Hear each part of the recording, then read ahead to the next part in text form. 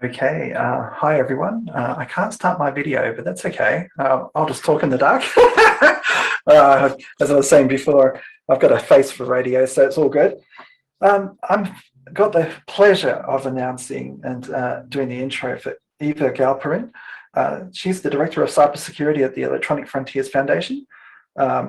If you ever have the opportunity to do so, please do support their mission as well. What they do is incredibly important.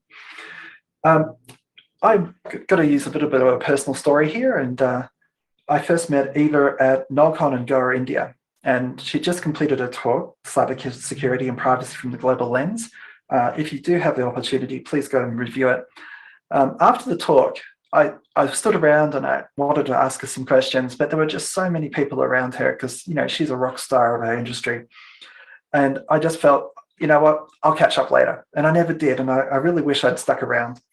One of the things that Eva's really passionate about, and it's actually one of my passions as well, is actually the elimination of stalkerware. You might have seen on my Twitter feed retweeting some of the work that Eva's done in this area. And it just has to go. There's no place for this type of software in civil society. It should be illegal everywhere. Stalkers use it to spy on and abuse victims. They use it for domestic violence. They kidnap kids and they murder people. There is absolutely no room at all for this type of software. Please review her TED Talk, literally her TED Talk, for what you need to know about stalkerware and take immediate action. I really do encourage you to do that. Part of OWASP is ethics, and our ethics do not allow that type of software to exist. Please get rid of it. Eva Galperin is EFS Director of Cybersecurity. Prior to 2007, Eva worked in security and IT in the Silicon Valley and earned degrees in political science and international relations from SF-SU. Her work primarily focused on providing privacy and security for vulnerable populations around the world. To that end, she's applied the combination of her political science and technical background to everything from organizing EFS Tour Relay Challenge to writing privacy and security training materials, including surveillance, self-defense, and the digital first aid kit, which I actually have referenced to people. It's a really important document, and if you're not familiar with it, please go and look it up. She also published research on malware in Syria, Vietnam, and Kazakhstan. When she's not collecting new and exotic malware, she practices aerial circus arts and learning new languages. And with that, Eva, thank you, and take it away. Aha.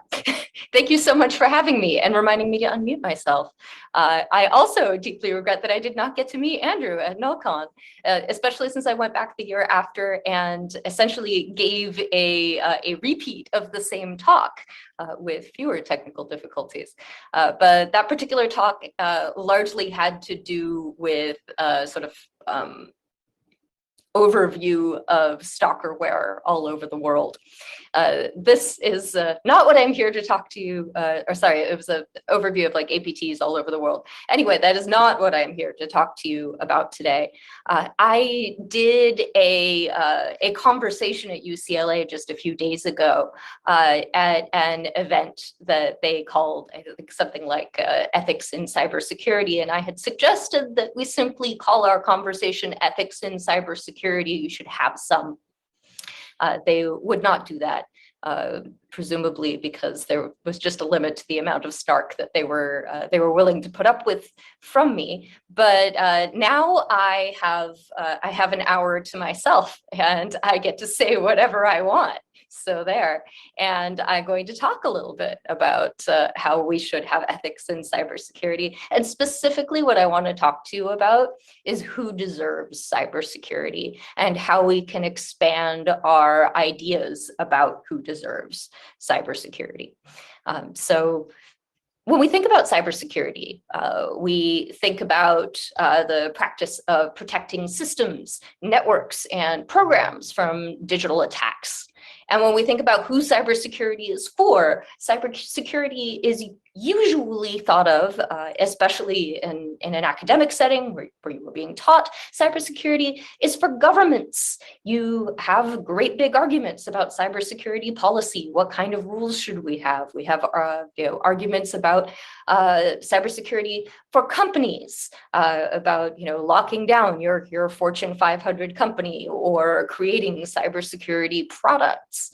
Cybersecurity often focuses on protecting people and institutions with power and money, for the same reason that Jesse James robbed banks. It's where the money is.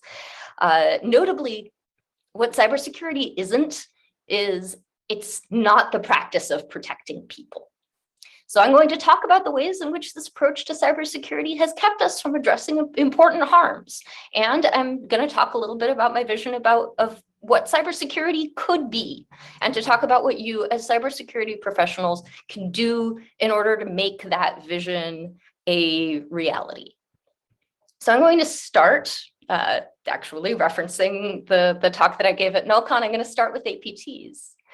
So APT is short for Advanced Persistent Threat. And usually when we are talking about APTs, we are talking about government or government-aligned actors. The reason why APTs get sort of their own designation, and they're considered to be a particularly interesting and sexy thing to study, is that APTs behave very differently from hackers or ransomware gangs or sort of run-of-the-mill criminals. You can watch APTs come to work. They make it their job to essentially probe your perimeter for weaknesses. And you can see that in the very first APT report, which I think was put out by Mandiant. They put out the APT-1 report in 2013, and it described years of work by a group of government hackers located in China, and it focused on the work that they were doing to compromise the New York Times. So they spent all of this time targeting the New York Times. And the reason that they were targeting the New York Times as an organization was that they wanted to unmask the identity of some sources on stories about Chinese government corruption. If you are familiar with Chinese politics, you are probably aware that the reason why the Chinese government was so interested in discovering the identity of the sources for these stories on corruption was not because they wanted to give them a prize and not because they wanted to bring them cookies. Their intentions were definitely, let's just go with bad. And it was extremely important that the New York Times sort of step up its privacy and security game in order to protect these important sources, because people's lives were on the line. And what followed over the next several years were a series of other reports about APTs, about sort of persistent government actors. And usually these reports focused on Russia, sometimes on Israel, sometimes on China. There were reports later on actions by North Korea. You saw a lot of interest in the behavior of actors from the Five Eyes countries, which are the United States, Canada, New Zealand, Australia, and the UK. So all of that was extremely interesting to people. And the reason that this stuff was interesting is because those actors are sophisticated, because they're largely bringing their A game. At the time when a lot of these sort of APTs were first being tracked, they weren't exactly like making use of ODAs left and right, but they were using some sophisticated techniques.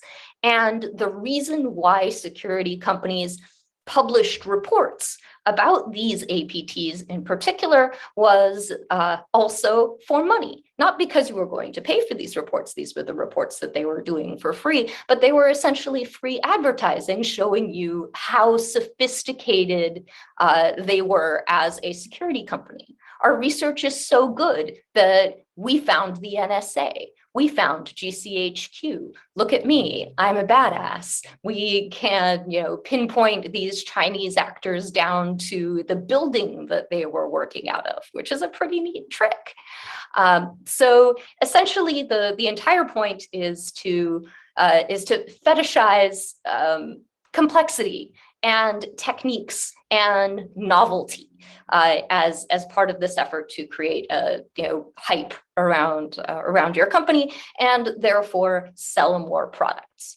And because this was the way in which so many of us thought about information security, there was a lot of interesting research that simply did not get published, that ended up on the floor, or that ended up in very obscure reports that nobody ever read, that turned out to actually be extremely relevant.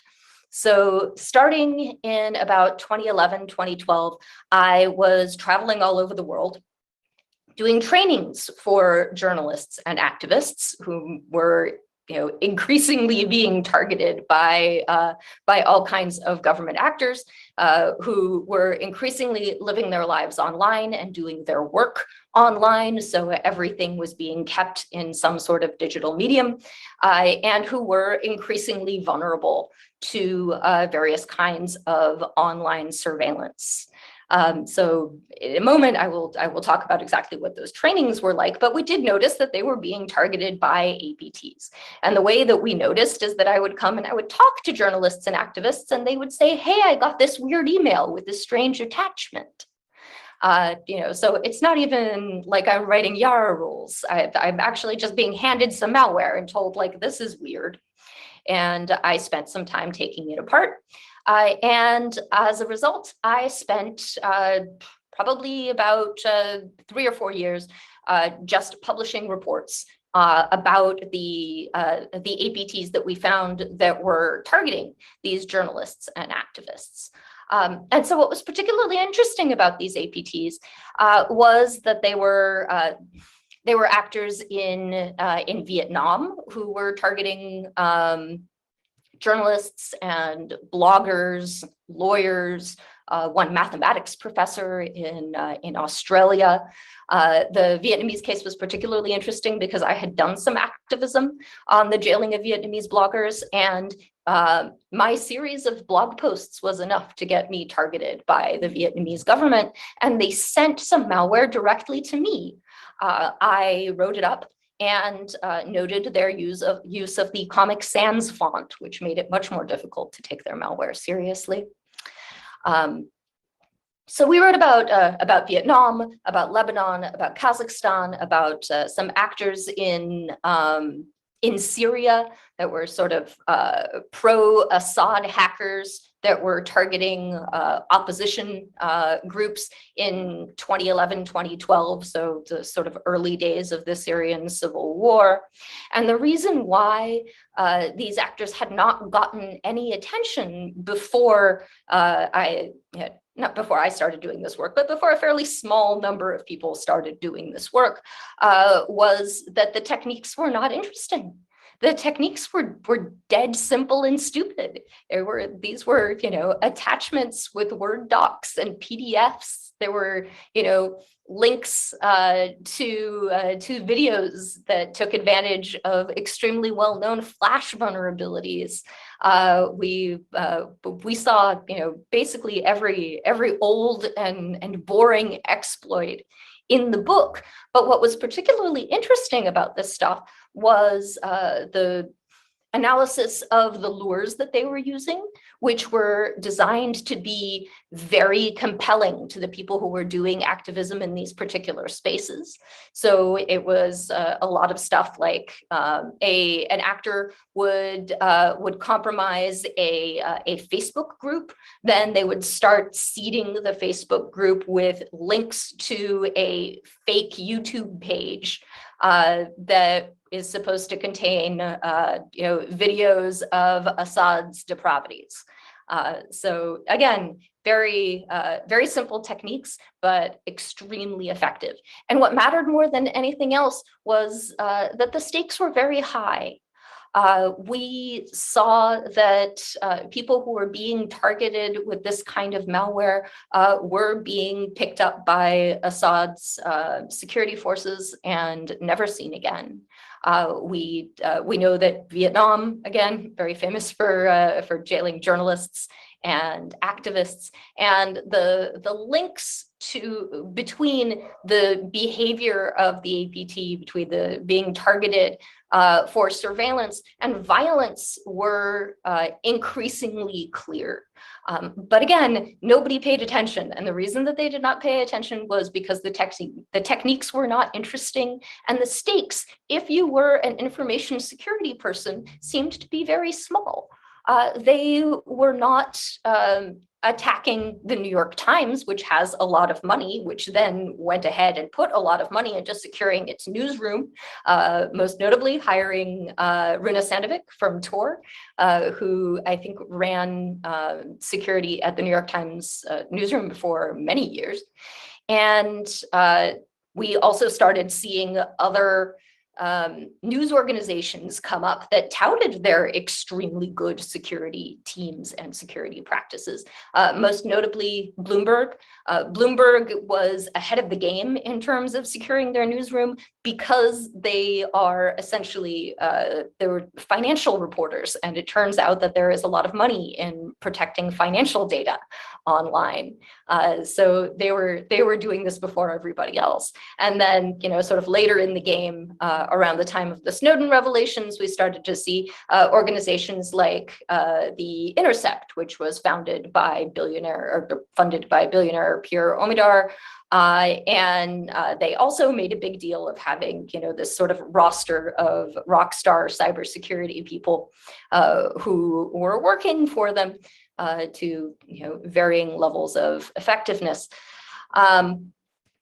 So again, the big problem here was that people were not paying attention to the stuff that was targeting activists or journalists if they were doing activism somewhere small, if they were on the periphery, if they were freelance journalists, if they were somewhere inexpensive, if they didn't have a lot of money for trainings or in order to buy tools. These are not the people who interest a company like Mandiant.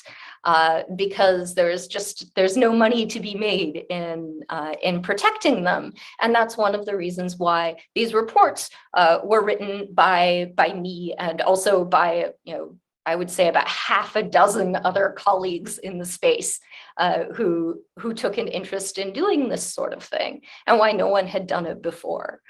So what I really want to emphasize here is that we took an approach where instead of fetishizing the how sophisticated the techniques were, we really focused on the people. And the people who were largely being ignored were the people who were without power and without money. So I talked a little bit about the work on APTs and the work on training for journalists and activists. So training for journalists and activists became sort of a very big deal in somewhere around 2010, 2011, and the sort of scene in which I traveled. Suddenly, it became apparent that that journalists were under attack and that they were hugely unprepared to protect their sources or themselves. I once asked NPR journalist Andy Carvin, who had become famous for being able to do really interesting work in Syria. At the time, journalists were not allowed into Syria, and so he did nearly all of his work, well, I guess all of his work with using sources inside of Syria that he communicated with over the internet. And as a result, lots of people were kind of calling the beginnings of the Syrian civil war the Skype revolution, because there were so many people using Skype.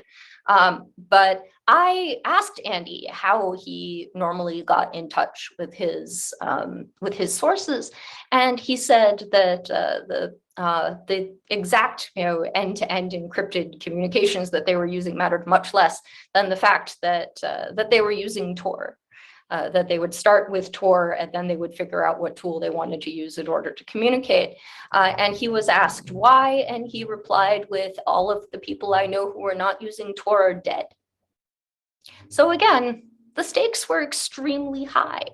And it turned out that training for for organizations like the New York Times or Thomson Reuters became available fairly quickly. And they started taking their security much more seriously very early on, and they were able to put a lot of money into it. And so they got a lot of attention. But not all journalists and activists are created equal. There are many journalists, I would say the majority of journalists in this world do not work for large newsrooms. They work as freelancers, and they are entirely on their own when it comes to researching and filing their stories. And they, at the time at least, were left on their own when it came to matters of digital security, which was very alarming. The same was largely true of activists. Sure, there are large organizations like Human Rights Watch and the ACLU and Amnesty International, and they have many activists, some of which are actually part of the organization and are paid, and they managed to move relatively quickly to sort of locking down things for the activists that they worked with directly. But much like journalism, there is a whole periphery of activists who are largely acting in improvised groups, who become activists largely by accident, who do not plan their operational security well in advance, and that left them exceptionally vulnerable. So one of the things that I did as part of my work with the Electronic Frontier Foundation was I helped to revamp our surveillance self-defense guide. Surveillance self-defense can be found at ssd.eff.org, and it is essentially all of EFF's digital privacy and security advice.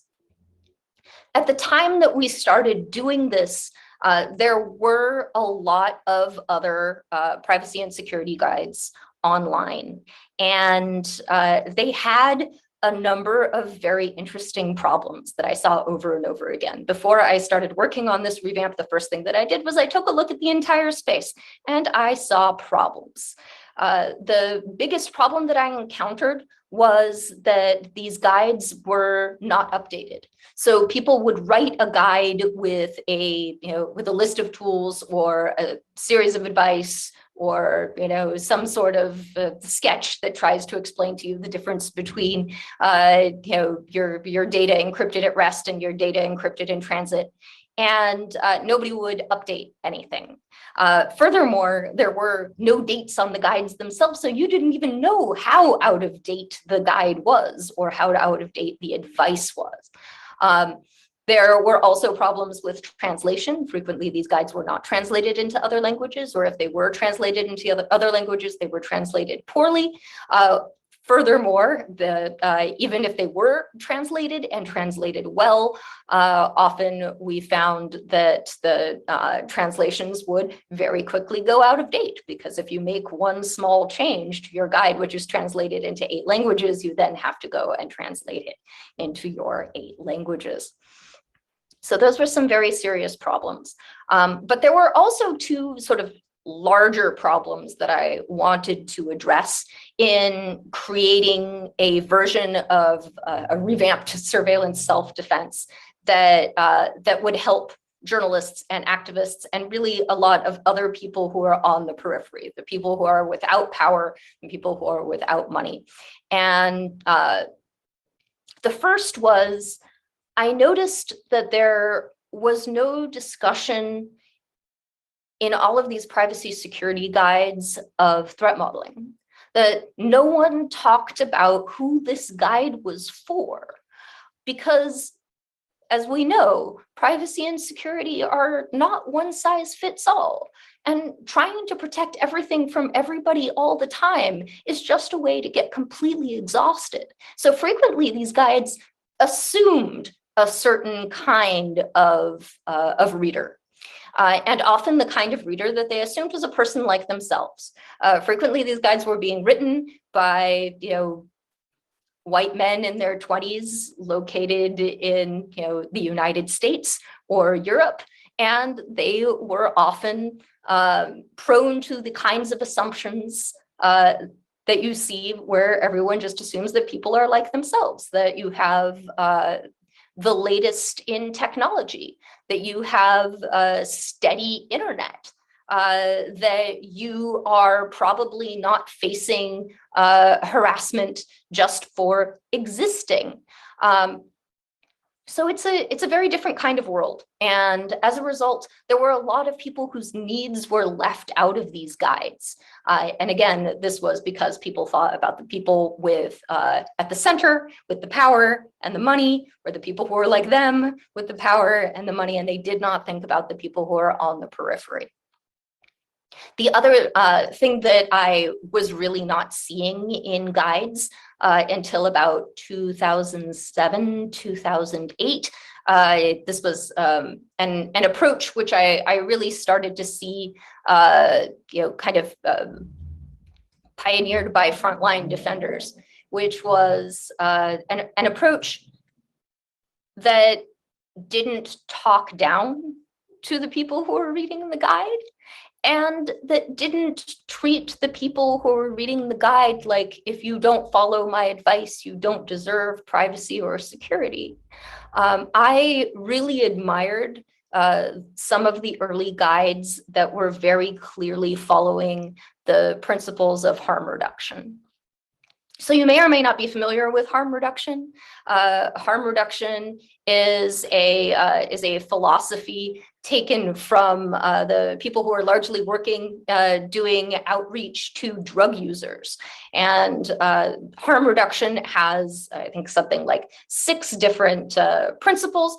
But the most important thing to know about harm reduction is that it accepts, for better or for worse, that illicit drug use is part of our world and chooses to work to minimize its harmful effects rather than simply ignore or condemn them. So you may be wondering what that has to do with teaching privacy and security online. And what it has to do with that is just substitute drugs for Facebook. For example, it was extremely common for the people who were writing privacy and security guides to simply tell people, well, Facebook is bad, you should get off Facebook. If you're using Facebook and you have privacy or security problems, you have only yourself to blame. It's not like you thought Mark Zuckerberg rolled out of bed and was like, hey, I'm going to protect journalists and activists. And that is an extremely counterproductive approach, especially in countries like Russia, where nearly all activism online happens on Facebook. So as a person who has done some activism and who has worked with activists extensively over the years, I can tell you that the best way to get people on board with good privacy and security is to start by understanding their needs and not judging them. And that is what I think of as the harm reduction approach to teaching privacy and security online. And it works for do you use Facebook? It works for questions like, do you use end-to-end encrypted messaging? Are you using your real name on these various services? You can tell people what best practices are, but you also need to have a plan for what you are going to do when the people that you are teaching need to ignore some of those best practices because they don't work for them. So somewhere around 2016, after many years of working on surveillance self-defense, it turned out that a lot of people were interested in doing these security trainings that I had spent so much time putting together, and for which I had spent all this time putting together security and digital privacy advice. Somewhere around November of 2016 for some reason. And we started to put together another guide called the Security Education Companion. And that was really where I tried to put all of my ideas about harm reduction, about meeting people where they are, about the importance of threat modeling. I think in the current version of the Security Education Companion, there is even a lengthy discussion of how for some populations, the term threat modeling is triggering. It feels very threatening to them, and they're not receptive to it because they feel that it sounds like something out of the military and not like something that we have borrowed from software development. And so we talk a little bit about other approaches to threat modeling that you might use in populations that feel that way around that language, rather than simply saying, well, if you can't stand me talking about threat modeling, then you don't deserve to learn how to threat model. This is simply not the approach that we should be taking.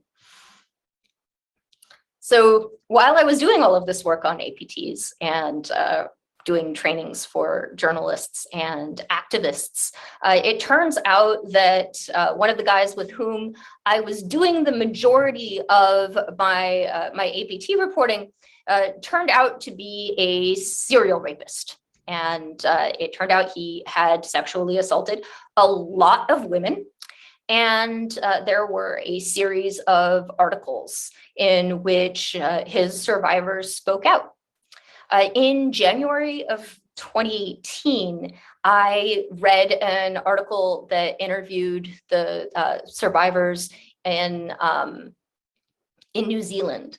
And one of the things that really struck me about the stories of the survivors was the emphasis that they put on the security measures that they were taking. That all of them were, putting their phones away, and they had stickers over the cameras on their laptops, and they were scared. They were absolutely terrified of this guy. And the reason that they were so scared was that they were afraid that he was going to compromise their phones and their laptops and other devices, which was apparently a thing that he had threatened to do. And I was so angry that I did what I usually do when I'm mad, which was I tweeted.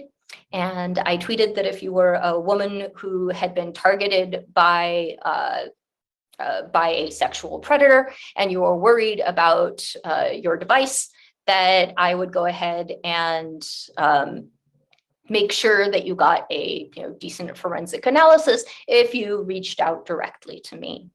And then I think I went to lunch. I just sort of ignored this tweet. My anger had dissipated, and I was ready to get on with my day. And I did not expect that it would be retweeted 10,000 times. I did not expect that I would be contacted by more than a dozen people per day for an extended period of time. I did, I think, approximately a dozen abuse cases every day for the better part of a year. And the last time that I worked on an abuse case from somebody who came to me because they were concerned about their device having been compromised by someone who had sexually assaulted them was this morning. So I'm still doing it. But one of the things that I was really angry about was that a lot of the people who came to me had problems that fell into two categories. The first was that most people were not getting compromised in their devices were not being compromised. Their accounts were being compromised. So I saw compromise of email accounts, of social media accounts, of just about everything. If it had a login, I saw it compromised. And the good news is that we have solutions to the compromise problem. We can tell people to use strong passwords, to use a password manager, and to use the strongest version of 2FA, which is available and that they are comfortable using. Because again, it's very important to meet people where they are and not where you think that they need to be. So now that that is out of the way, there was not a lot to do for the people who are concerned about stalkerware, for the people who are concerned about the class of software that is commercially available to ordinary people for purchase, that allows them to, when they covertly install it on somebody else's device, to get all of the data from that device, including keystrokes and screenshots and phone calls and passwords and all. And if the device includes location data, like our phone does, because we're all carrying tracking devices around in our pockets now. You also have an excellent way of keeping track of the location of a person, which makes it great for stalking. So my first thought was that, wait a minute, isn't there an entire industry devoted to building software that sits on your device and tells you whether or not there's something you don't want on it? Isn't that what antivirus is supposed to be? And so I did a little bit of research, and I tested out, I tried out the top stalkerware products against the top antivirus products. And honestly, antivirus did not come out looking very good. I think I got on average something like a 60% hit rate for the latest versions of the most popular stalkerware products, for I think something like the top 10 AV products that I tried out. So that was disappointing. And I turned around and went to the AV companies. I started with some AV companies that had had some very bad press that year, and such as Kaspersky, because I am not afraid to pick the weak off of the herd. And I came to them and I said, hey, how would you like some press that doesn't suck? And I convinced them to not only scan specifically for stalkerware, but also to put up a specific alert that let the user know that what they found was not just any kind of potentially unwanted program, but was specifically stalkerware. And as a result, my organization, the Electronic Frontier Foundation, along with 9 other organizations, including Kaspersky and Norton LifeLock and Avast and a bunch of other companies, all got together and formed the Coalition Against Stalkerware. One of the things that the Coalition Against Stalkerware does is we exchange samples of stalkerware so that everyone can benefit from everyone else's stalkerware research. And if you take a look at the research from organizations like AV Comparatives, you can see that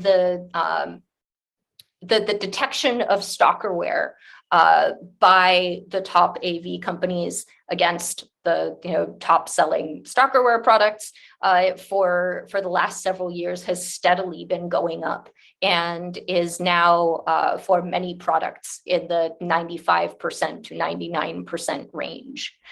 So that was an area in which we really made a big difference, and I'm very proud. But again, we need to take a look at why were things like this in the first place.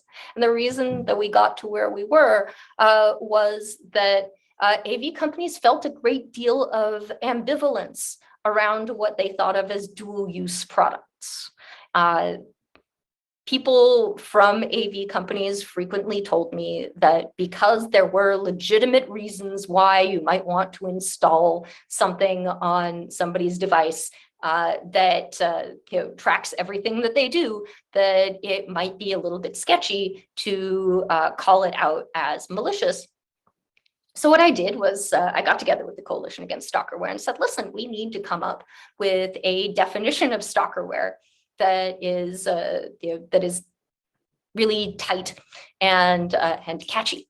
And so what we did was we agreed on a definition of stalkerware as the class of software that is installed directly on devices, and that deliberately hides its presence on the device.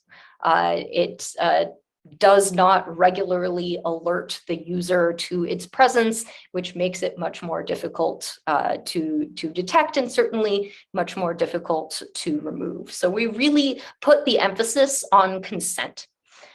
Prior to that, there was a feeling that if you needed the username and password of a device in order to install the software on the device, that this was the same as having legitimate access.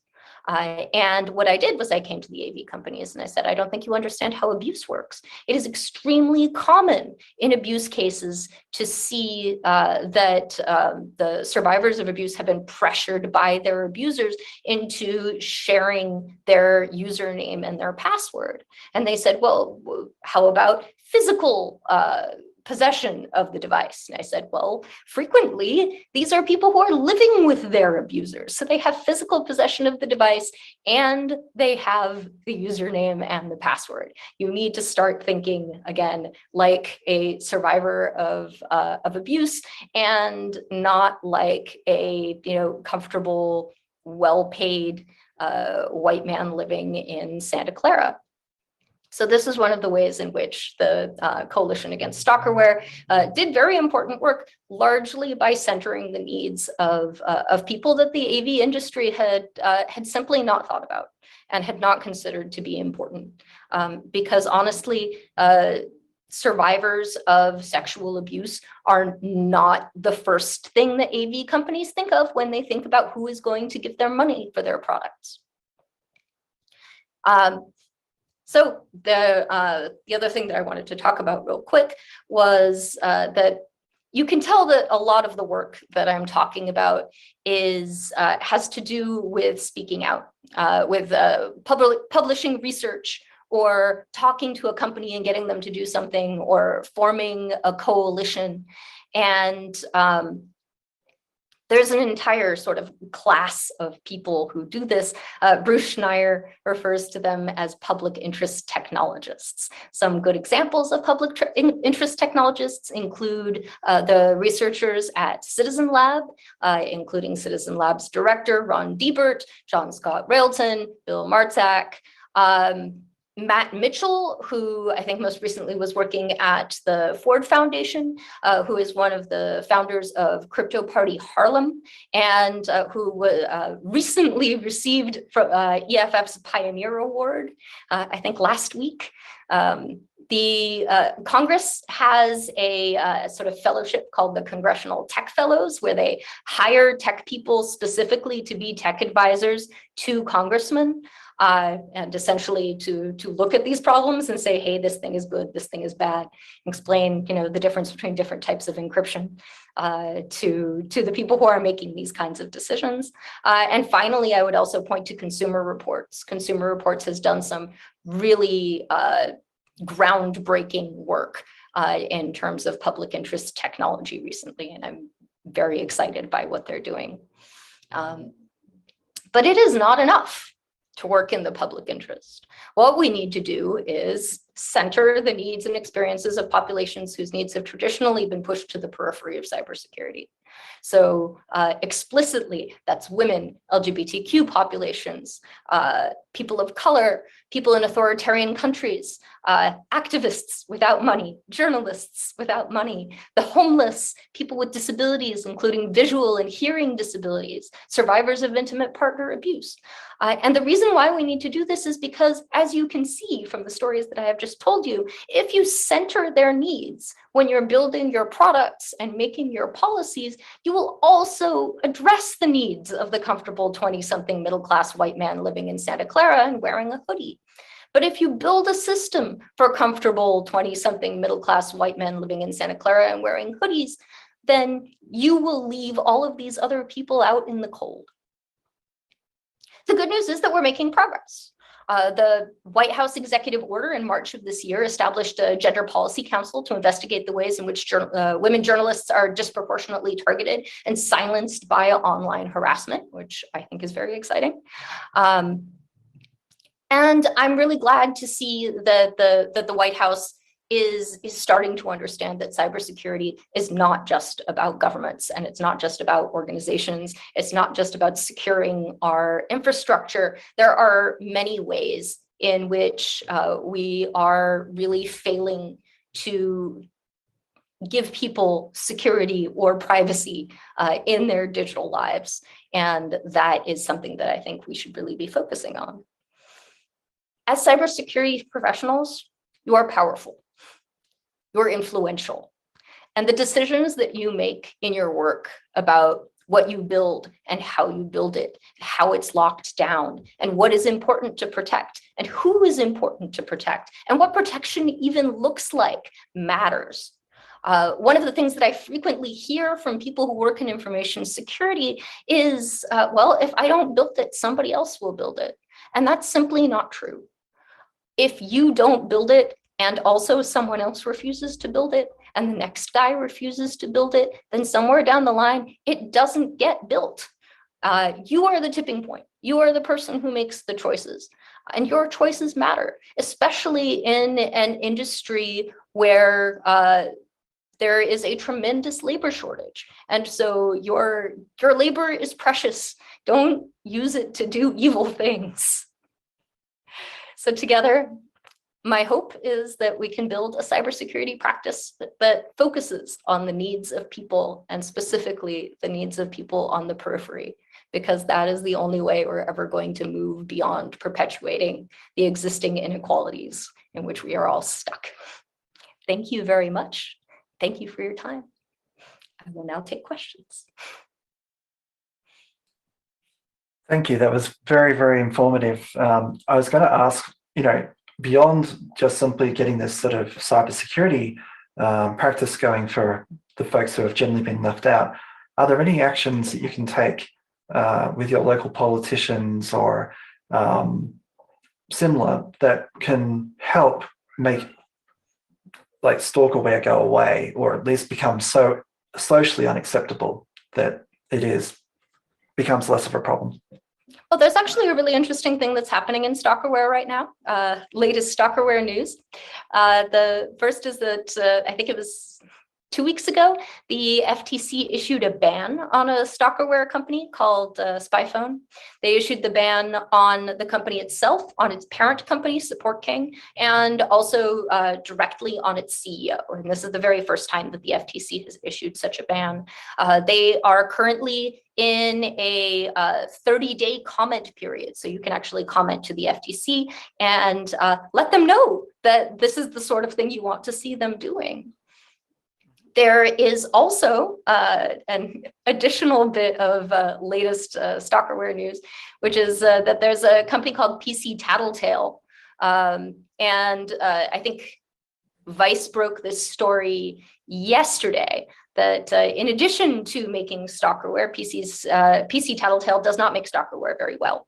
And it was possible to go through its CNC and all of the content that they were exfiltrating from people's devices simply by incrementing a URL. So that's not very secure. And it would be a good idea to write to the FTC and make them aware of this case. Because if companies like SpyPhone are unacceptable, surely companies like PC Tattletale are unacceptable as well. So I think that the FTC approach is very, very strong right now. The other thing that people can do is actually peer pressure. It turns out that a lot of people seem to think that spying on their partner's phone or other device is somehow okay, that it's justifiable, that it's not harmful. Often I hear that it's justified if you think your partner is cheating or if they have done something bad to you. And I think we really need to stop thinking about stalkerware as software that leads to abuse, and to understand that the surveillance itself is abusive. If you have reached the point where you are doing this kind of surveillance of your partner, you already know what you need to do. And it's not spy on your partner, it's dump them. Dump them before they turn you into an abuser. Yeah. So a personal experience of mine was my wife wanted to put a similar sort of piece of software. It's very common in families. I think it's called Life something or another. Anyway, I don't want to advertise it. And I was extraordinarily upset with that. And I explained exactly how those products are used to control children. You know, I think you and I are probably lucky enough that we weren't controlled in that way. People were, you know, respectful of not looking in your diary or your journal, but they seem to think nothing of spying completely on their children. What are your thoughts about that? I hesitate to tell parents just like, oh, just let your children run feral. And part of that is harm reduction, because if I tell parents just let your children run feral, what am I going to do when they don't? I think that if you feel the need to track what your children are doing online or to track their location by installing something on their phone, that it needs to be something that they can see and understand.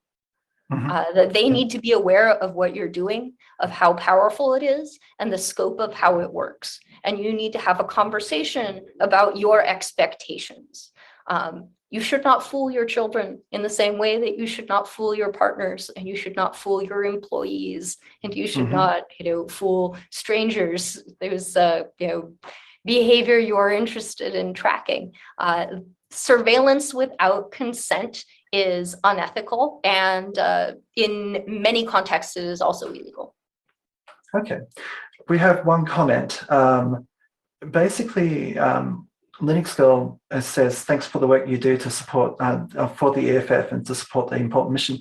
How can people get involved with the EFF, and how can they support the EFF financially? So EFF is essentially a t-shirt and sticker company with some, lawyers and activists attached. EFF is supported largely by members. We have 40,000 members all over the world, and you can go to www.eff.org and become a member. You can send us some money in support, and in exchange, we will send you t-shirts, stickers, regular updates of everything that is wrong on the internet and how you can fix it through clicking on things. And you can also be kept up to date about important EFF talks such as this one.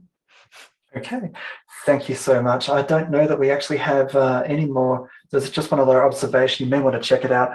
Eva, I believe you're going to be on the channel for at least probably a few minutes after this. But thank you so much for presenting, and really a very, very good keynote. I look forward to seeing you again sometime soon, hopefully in person. Yes, thank you so much. I look forward to the day we can have in-person conferences again. Yes, me too. Very much so. Okay, I'll pass it back to our organisers. Thank you.